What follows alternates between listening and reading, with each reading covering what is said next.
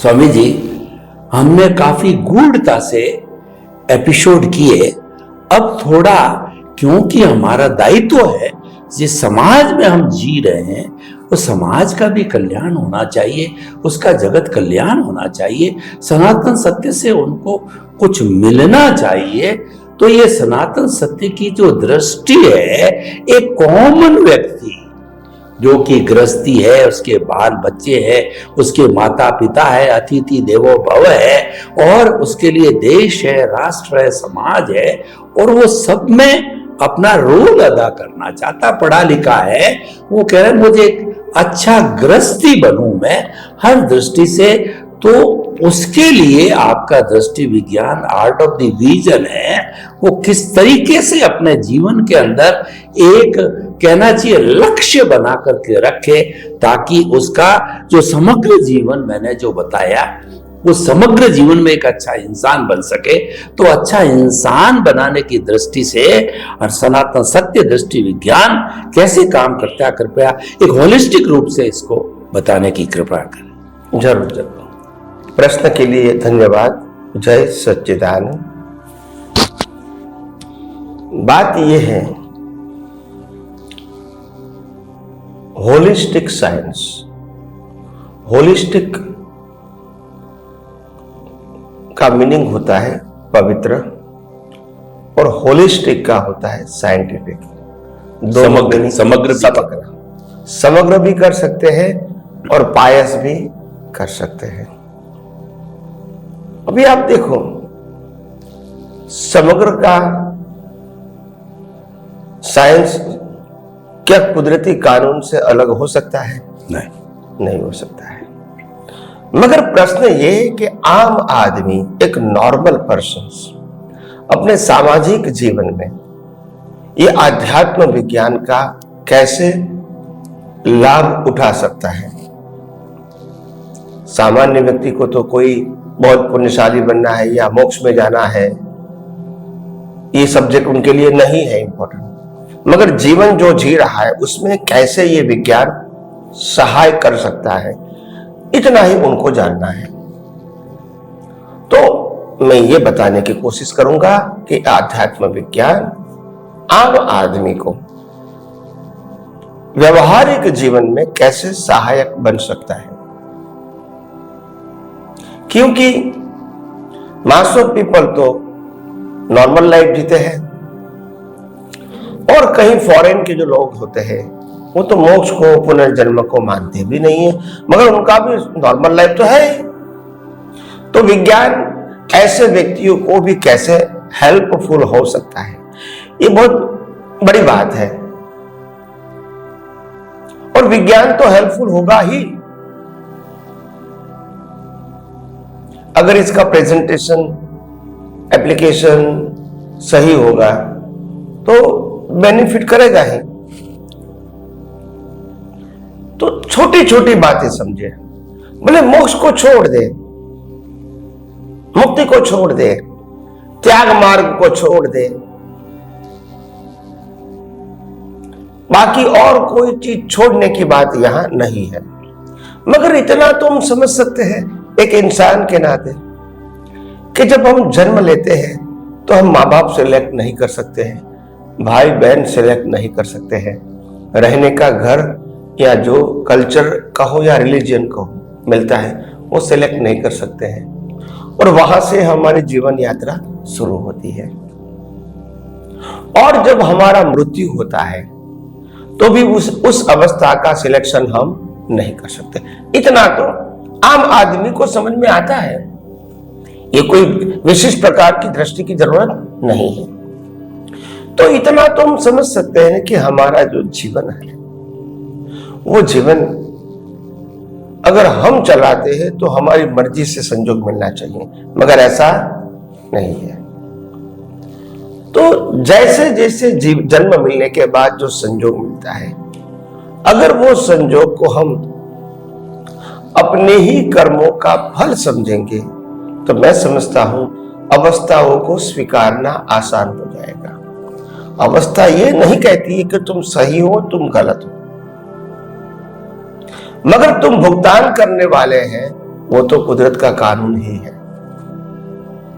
और भुगतान करने वाले के पास क्या भुगतान करूं वो चॉइस नहीं है, मगर भुगतान करने वाले के पास ये चॉइस है कि जो भुगतान हो रहा है उसमें किसी के पास ये भुगतान करवाने की या भुगतान करने की स्वतंत्रता है नहीं। या भुगतान करना और करवाना दोनों कुदरती कानून के अधीन है।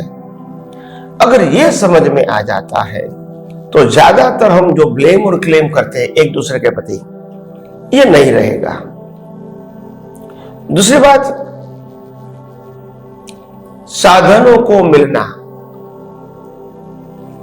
जैसे कोई कहता है कि ये कम मेहनत से बहुत पैसा कमाता है और मैं मेहनत करता हूं फिर भी पैसा नहीं मिलता है। कई लोगों को कहता है कि ये कुछ भी नहीं करता है तो भी लोग उसको रिस्पेक्ट देते हैं, और मैं इतना सारा समाज के लिए करता हूं फिर भी लोग मेरे को मान नहीं देते। ऐसा क्यों? ये दिखता है फिजिकल लाइफ। पवित्र व्यक्ति होती है मगर बहुत दुखी होती है, खाना भी नहीं मिलता है उसको। जैसे नरसिंह मेहता, उनको खाना नहीं मिलता था, नौकरी धंधा करता नहीं था वो, तो क्या करेंगे। और बहुत सारे लोग जो गलत काम करते हैं हमको समाज में दिखता है और वो ऐसा आराम करते हैं, और ये जो भिन्नता होती है समाज में, और इसीलिए आम लोगों को पजल होता है आखिर फैक्ट क्या है। क्या दुनिया ऐसे रैंडम चलती है? नहीं, दुनिया रैंडम नहीं चलेगी। दुनिया के हर दिन, हर सुबह, हर शाम और हर आवर्स, हर मिनट, हर सेकंड रूल्स एंड रेगुलेशन से होती है, रैंडम नहीं होती है। हर पल, हर पल। हमको शायद समझ में आए या ना आए, मगर कुदरत का कानून जो नियम से चलता है वो नियम इतना सटीक है कि आज से 25 साल के बाद कब सूर्य ग्रहण होगा, कब चंद्र ग्रहण होगा, वो आज बता सकते हैं, क्योंकि फिक्स है। ये दुनिया कुदरती कानून का मतलब, लॉ ऑफ नेचर का मतलब नियम है। कब दिन होगा, कब रात होगी, कल कब सूर्य ग्रहण होगा, कल कब सूर्य का उदय होगा, अस्त होगा, सब फिक्स है, व्यवस्थित है। तो इतनी सटीक दुनिया जो होती है, इसमें क्या हमारे जीवन में जो संजोग आएगा क्या वो रैंडम हो सकते हैं? नहीं हो सकते हैं। वो भी लॉ के ऊपर अधीन है। मगर इस ब्रह्मांड में दो प्रकार के कानून है। कानून एक प्रकार का है, उसकी दो ब्रांच है। क्या है? ब्रांचेस। एक नेचुरल नेचर और दूसरा अननेचुरल नेचर। नेचुरल नेचर की जो साइकिल है वो ऑटो मोड से चलती रहती है। दिन होना, रात होना, सुबह होना, शाम होना, ठंडी गर्मी, बारिश होना, भर्ती होना, ओट होना, ये नॉर्मल चलता ही रहेगा।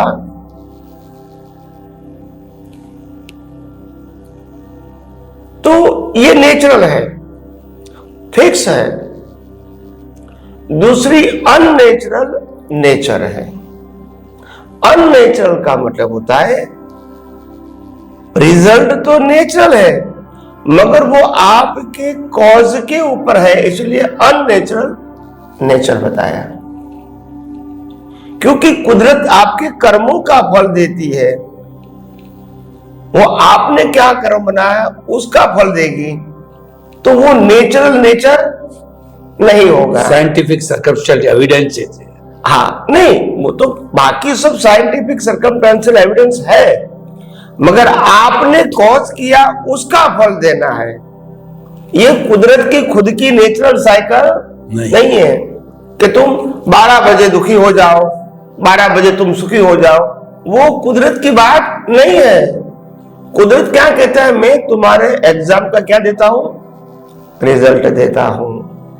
तो कुदरत का नेचुरल साइकिल कैसी होती है? नेचुरल नेचर कि आज सुबह 12 बजे तो हर जगह पे क्या होगा? 12 बजे है, अलग अलग नहीं है। अभी सूर्य का उदय हुआ तो पूरे भारतवर्ष में उदय हुआ है, कोई एक व्यक्ति के लिए। मगर कर्म का कानून ऐसा है जिसका कुदरत रिजल्ट देती है। 12 बजे एक व्यक्ति का जन्म होता है, वही 12 बजे एक व्यक्ति का मृत्यु होता है। इंडिविजुअल, तो वो इंडिविजुअल हो गया। एक व्यक्ति 12 बजे लाखों रुपया कमाता है, दूसरे व्यक्ति 12 बजे लाखों रुपया लॉस करती है। तो वो टाइम साइकिल नहीं है, वो कॉज का इफेक्ट है। कानून भले बीच में है मगर कॉज का इफेक्ट होने के नाते सबकी इफेक्ट अलग अलग है। हालांकि वो भी कुदरती रचना ही है मगर कॉज के ऊपर डिपेंड है, नेचुरल कॉज पर डिपेंड नहीं है। तो इसीलिए जो विभिन्नता दिखती है हमारे समाज के जीवन में, लोगों की लाइफों के जीवन के आधार से, वो विभिन्नता इसी प्रकार से। कर्म अलग है तो कर्म फल भी अलग रहेंगे। मगर इंपॉर्टेंट बात हमारे सबके लिए ये है कि ये कर्मों की भुगतान के लिए संजोग भी कुदरत ही प्रोवाइड करती है। सुख का संजोग होगा तो भी कुदरत प्रोवाइड करेगी लाभ के लिए, और दुख के संजोग है तो किस प्रकार से आपको भुगतान करना है वो संजोग भी कुदरत प्रोवाइड करेगी। और कुदरत कहती है कि कर्मों की भुगतान तो आपको करनी पड़ेगी, मगर मैं आपको इस कर्मों की भुगतान के अंदर ऐसे जीवन दे रहा हूं एज अ ह्यूमन लाइफ कि आपको रिलैक्सेशन भी फील होगा, नहीं तो आप जी सकते नहीं है। अगर एक व्यक्ति को 50 करोड़ का नुकसान हो गया और उनके पास खाने पीने के लिए और कुछ ज्यादा पैसा नहीं है तो फिर वो समझेगा कि मैं मर जाऊंगा। मगर कुदरत कहती है कोई बात नहीं, आप दिन में भले ही 12 घंटा आप तनाव महसूस करो मगर रात को जब नींद आएगी तो आप तनाव मुक्त हो जाएंगे, फ्रेश हो जाएंगे, फिर दूसरे दिन शुरू होगा। तो ये रिलैक्सेशन के आधार से इंसान जी सकता है, नहीं तो जीना भी मुश्किल हो जाता है। तीसरी बात कुदरत ने ये कहा कि कोई व्यक्ति को दुख का भुगतान की स्ट्रेंथ ज्यादा है तो कुदरत तो कानून के मुताबिक आपको देंगे, मगर कुदरत कहता है अगर आपकी फिजिकल या मेंटली स्थिति इस भुगतान को सहन करने की नहीं है फिर भी भुगतान तो आएगी, मगर आप अनकॉन्शियस हो जाओगे, मगर भुगतान तो रहेगी। जैसे कोई व्यक्ति का एक्सीडेंट हो गया और एकदम पेन होता है मगर आप पेन सहन नहीं कर सकते तो अनकॉन्शियस हो जाते हैं, बेहोश हो जाते। कुदरत ने कहा बेहोश हो के भी भुगतान तो करनी पड़ेगी। तो कानून देखो कितना वो सपोर्ट करती है हमको, हमारे ही कर्मों के फल में भी कुदरत क्या करती है, सपोर्ट करती है, मदद करती है। और इसीलिए कभी कुदरत कोई भी मनुष्य के विरोधी नहीं हो सकती, अन्याय नहीं करती। क्योंकि आज बहुत सारा गलत काम करने वाला, मानवता के विरुद्ध कार्य करने वाला भी इंसान अगर दुनिया में जिंदा रह सकता है वो भी कुदरत के सपोर्ट से ही। बिना कुदरत के सपोर्ट किसी को जिंदा रहना वो संभव नहीं है। एक छत्र राज है, एक छत्र कुदरत राज। का। हाँ, और एक ही प्रिंसिपल है कुदरत का, रियली हेल्प द क्रीचर्स। अभी हेल्प का मतलब आप समझोगे हेल्प का मतलब हैप्पीनेस, वो करेक्ट नहीं है। हेल्प का मतलब होता है आपके जो कर्म है वो कर्मों के भुगतान के लिए सभी सारी सुविधा देना, सर्वाइवल। यस, यही तो उनकी हेल्प है। अगर चोर चोरी करेगा तो उनके लिए भी संजोग बनाएंगे, छूटने का भी बनाएंगे, पकड़वाने का भी बनाएंगे, जेल में जाने का भी बनाएंगे, उनके परिवार को भी चलाएंगे, चोर का खुद का जीवन भी चलेगा। तो भुगतान भी है और सरवाइव भी है, क्योंकि कुदरत कभी नहीं कहती है कि तुम बिना कर्मों की भुगतान अपना जीवन खत्म करो। मिनिमम सर्वाइवल बोलते हैं। यस, तो हर प्रकार की परिस्थितियां हर इंसान को आएगी, और आप जब समाज में जीते हैं तो हर एक या दूसरे व्यक्ति के मुंह से आप सुनोगे कि मैं जिस प्रकार से जीवन मैंने पास किया है वो कोई साधारण नहीं था, बहुत डिफिकल्टी में से बाहर निकला हूं। और ये सबकी कहानी है, कोई एक व्यक्ति की कहानी नहीं है, मगर सबको लगता है कि मैं ही ऐसे परिस्थितियों में से पास हुआ हूं। ऐसा नहीं है, सब व्यक्ति के जीवन में ऐसे उतार चढ़ाव आते रहते हैं और ऐसे ही अनुभव से पास होकर आगे बढ़ता है। तो इसीलिए कुदरत को जितना समझोगे, कुदरती कानून को जितना समझोगे, मैं समझता हूं सामाजिक जीवन भी आपका आसान हो जाएगा और कभी किसी के ऊपर ब्लेम क्लेम करने की जरूरत नहीं पड़ेगी। और अगर एबनॉर्मल संजोग भी आ गया, सुख का दुख का, तो भी आप जिस प्रकार से व्यक्ति के ऊपर ब्लेम करते हो, भगवान के ऊपर करते हो, कभी कुदरत के ऊपर करते हो, कभी स्टार के ऊपर करते हो, वो करेक्ट नहीं है। करेक्ट ये है कि ये आपके ही कर्मों का फल है और कुदरत को यही प्रार्थना करो या तो परमात्मा को यही प्रार्थना करो कि हे परमात्मा, मैं इस कर्मों के भुगतान के समय भी संभाव में रहूं, किसी के ऊपर ब्लेम और क्लेम नहीं करूं और दोबारा इस प्रकार का संजोग न मिले, ऐसी मेरे को दृष्टि दो। तो ये कर सकते हैं आप, ये कोई डिफिकल्ट बात नहीं है। अगर जो बात आपको भुगतान के रूप में आज पसंद नहीं है तो दोबारा वो बीज नहीं डालेंगे तो फल नहीं आएंगे। करेक्शन तो बीज में ही करना है, फल तो अभी जो मिल रहा है वो तो कंपलसरी है, मगर बीज डालोगे तो फल परिवर्तन होगा, बिना बीज फल परिवर्तन नहीं होगा। तो इसीलिए बहुत सारे रास्ता ये आध्यात्म विज्ञान के मार्ग में आप सबको बताया गया है। सामाजिक जीवन भी अच्छा जीना चाहते जी सकते हैं और सामाजिक जीवन में जो कुछ दिक्कतें आती है, प्रॉब्लम्स आती है, उनका सॉल्यूशन भी आध्यात्म विज्ञान के माध्यम से आपको मिलता रहेगा। और हम आगे बात विज्ञान की। स्वामी जी आपका बहुत बहुत धन्यवाद। आपने कहा कि एक बार मुक्ति की बात छोड़ दीजिए, मुक्ति विषय महात्मा जिज्ञासु उनके लिए छोड़ दीजिए, सामान्य गृहस्थी के लिए आपने बहुत सुंदर बात बताई। उसको कम से कम बेसिक चीज इतनी समझनी है, ये जो कुदरत है इसका एक छत्र राज है, तो कुदरत को समर्पित हो जाओ। कुदरत को समर्पण ही सच्चा समर्पण है। इसका अर्थ ये हुआ कि कुदरत के आपने दो तरह के कानून बताए, एक तो समग्र पे लागू होता है, समस्त ब्रह्मांड पे लागू होता है वो नेचुरल कानून, एक इंडिविजुअल पे लागू होता है जो हमारे 84 लाख जीवा योनि के असंख्य अनंत जीवित प्राणी उन सब पे इंडिविजुअली लागू होता है। वो समझना एक सामान्य गृहस्थी के लिए जरूरी है। और वह क्या है? वह कुदरत का कानून यह है कि as you will sow will you reap, जैसी करनी वैसी भरनी। सुख दोगे तो सुख मिलेगा, दुख दोगे तो दुख मिलेगा। यानी आपने ये बताया कि जो कुछ मेरे साथ बुरा अच्छा घटित हो रहा है उसको दूसरे से कंपेयर नहीं करना है, वो कुछ भी करता होगा तो ये तो आपके किए हुए का कॉज एंड इफेक्ट पर है, कारण कार्य पर आधारित है। और यही कुदरत का कानून इंडिविजुअल पे लागू होता है।